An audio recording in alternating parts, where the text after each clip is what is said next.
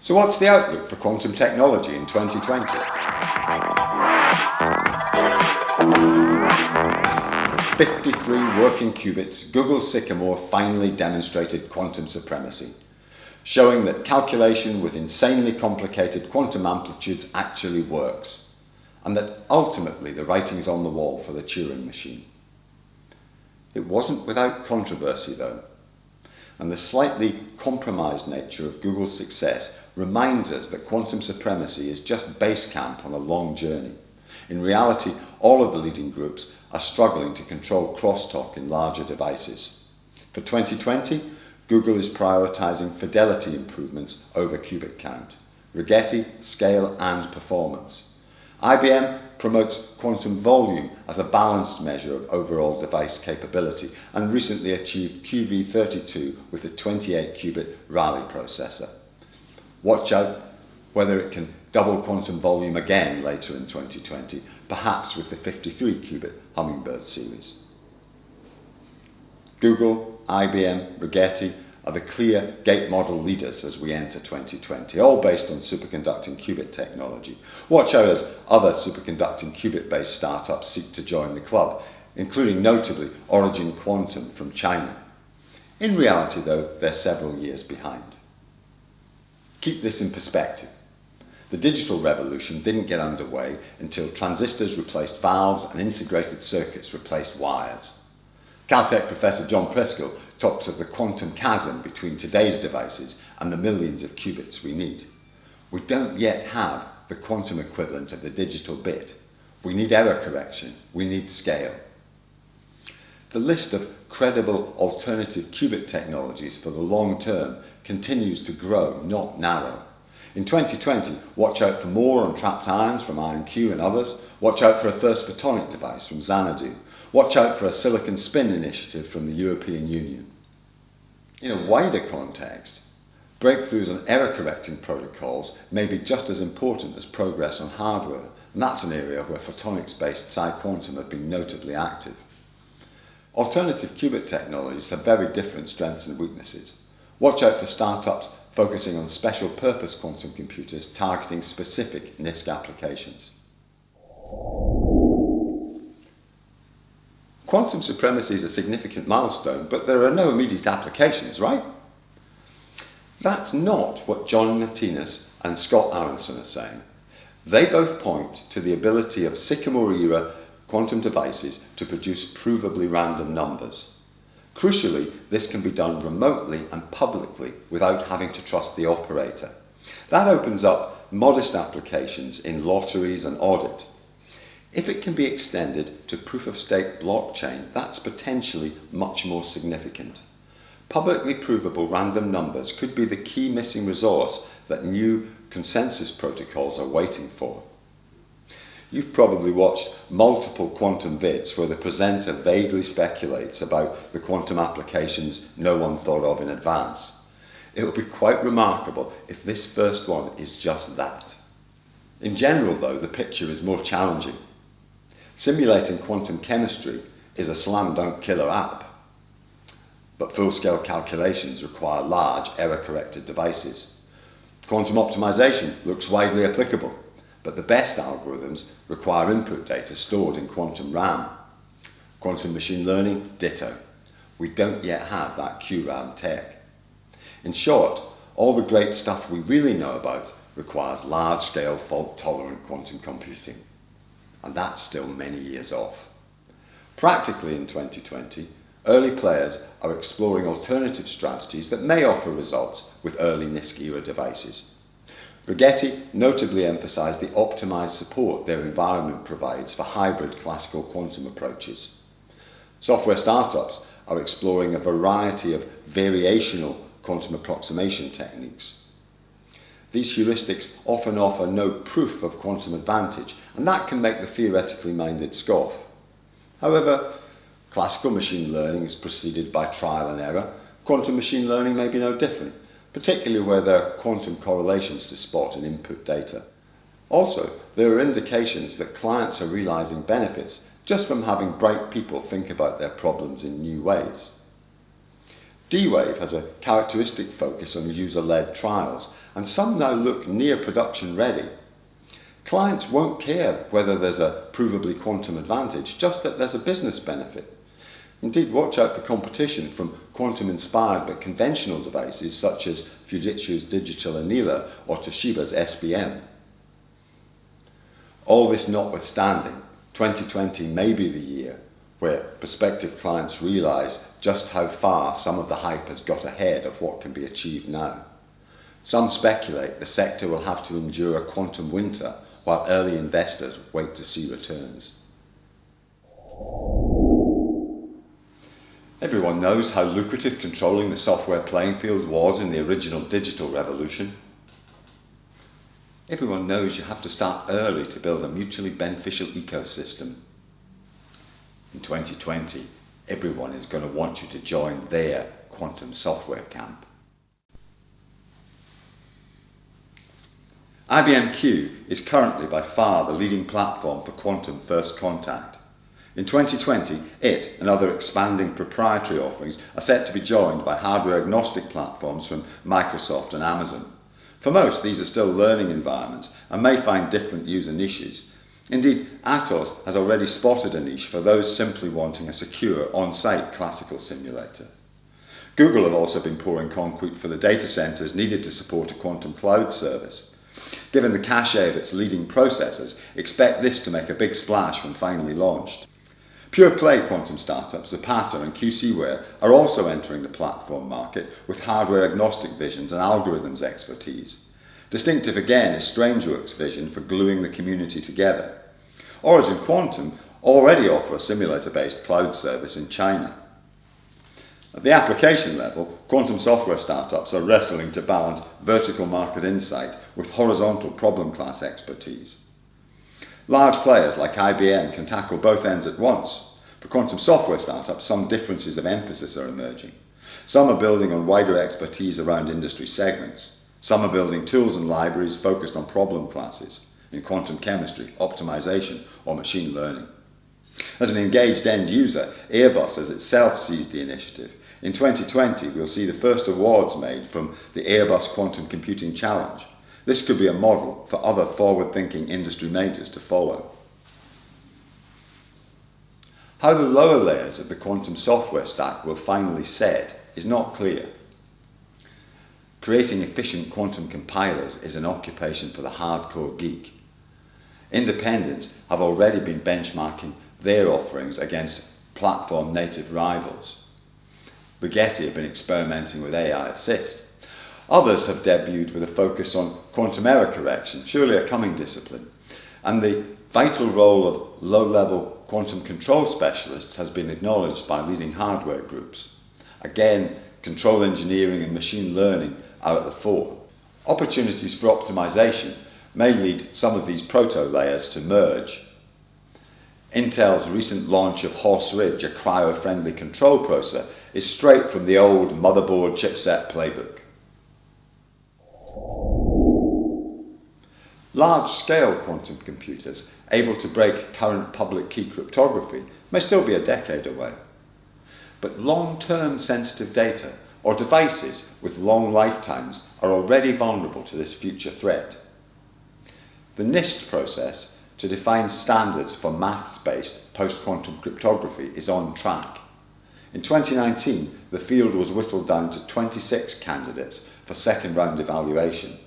In 2020, expect a third and final round to launch, aimed at draft standards around 2022.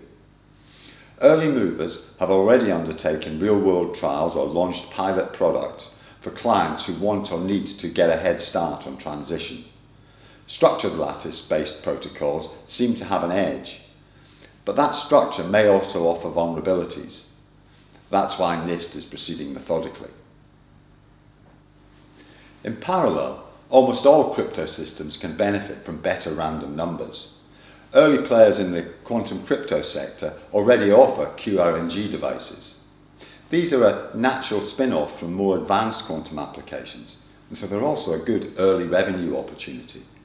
In 2020, don't be surprised to see more players enter the entropy market. Quantum key distribution, QKD, is a physics-based alternative for one aspect of communication security. the regeneration of encryption keys. China is the undisputed world leader in practical QKD deployment. Its existing Beijing-Shanghai backbone is being extended to Wuhan and Guangzhou. Behind this, Quantum C-Tech is set to be the world's first pure-play quantum IPO. SK Telecom in Korea is deploying QKD and QRNG in its backbone network. In the US, commercial players are active. In Europe, 19 countries have signed up in the QCI initiative to study the operational deployment of QKD. The Aquasec and Unicorn consortia are seeking to develop cost-effective chip-scale solutions. Research interest is increasingly focusing on second-generation QKD technologies, both on the ground and in space. In 2020, watch out for whether Australia's Quintessence Labs can be the first to market with a continuous variable QKD solution. In the past, mathematicians and physicists have often talked past each other, arguing the merits of their respective solutions.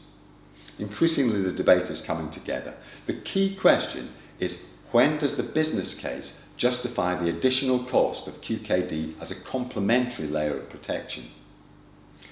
Watch out in 2020 for interesting policy developments. Will the UK's respected NCSC issue revised guidance on quantum-safe cryptography? Last time it was very scathing on QKD. Will a consensus emerge in the EU about the provision for lawful intercept and data communications? What will the US National Quantum Initiative's 5-year strategic plan have to say about QKD?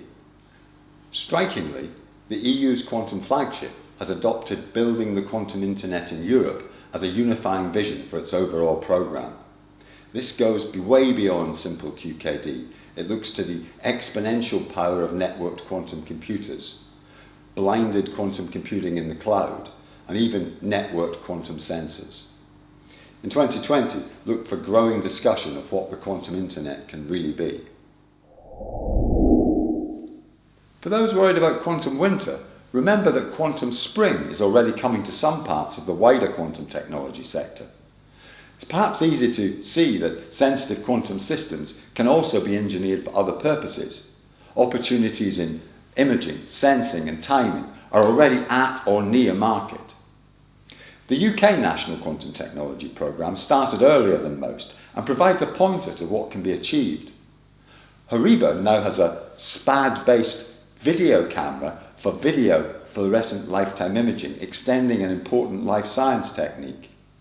RSK is leading the field trials of Gravity Pioneer to let it dig holes in the right place, a humdrum but economically massive activity. Teledyne ETV are at the heart of building a new rack-mounted atomic clock for applications from 5G networks to financial transaction stamping. In the US, Cold Quanta is a great example of a company targeting opportunities right along the quantum value chain. A 2007 US academic spin-out on ultra-cold atom systems, it's built up its product portfolio by leveraging government contracts and grants. It's currently working with NASA on testing cold atom systems in space.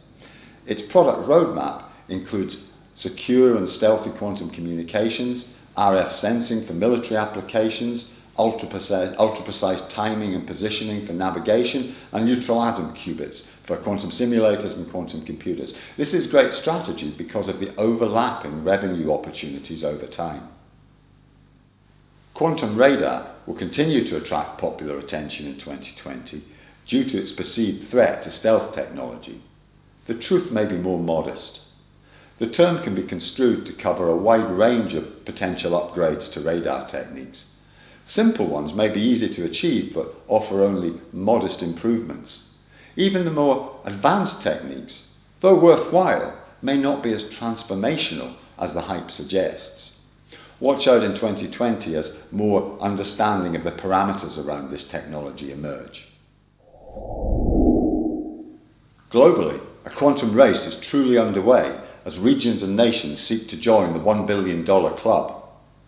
The EU's 10-year, €1 billion quantum flagship is entering its second year. The success of Thierry Breton, former Atos CEO, as Emmanuel Macron's nominee for EU Commissioner is a significant boost to the top-table visibility of the programme. However, wrangling over the future EU budget is a storm cloud that's set to run and run through 2020. The UK's National Quantum Technology Programme is now entering its second 5-year phase. Over the 10 years of the programme, spending is already set to be about £1 billion sterling. Boris Johnson's new government can be expected to make science and innovation a big priority, including a new DARPA-style agency for high-risk, high-payoff research. The new National Quantum Computing Centre is a significant addition to the UK's innovation infrastructure. Open involvement from GCHQ is also a notable boost. The Netherlands punches significantly above its weight in quantum technology, benefiting from a tightly clustered group of leading institutes. It's further strengthening this with the Quantum Delta Netherlands initiative, spending €100 million per year. Germany's spending €650 million to 2022. In 2020, watch for France to launch its own national programme.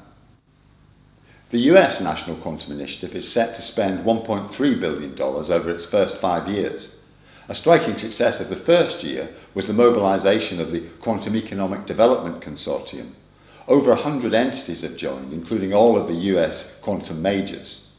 In 2020, we should finally see details of the NQI's 5-year strategic plan. Watch out for what influence the QEDC has been able to bring to bear, and whether all of the US quantum majors are able to sing from the same hymn sheet. Japan, Australia, Singapore, Canada, Russia also have significant programs.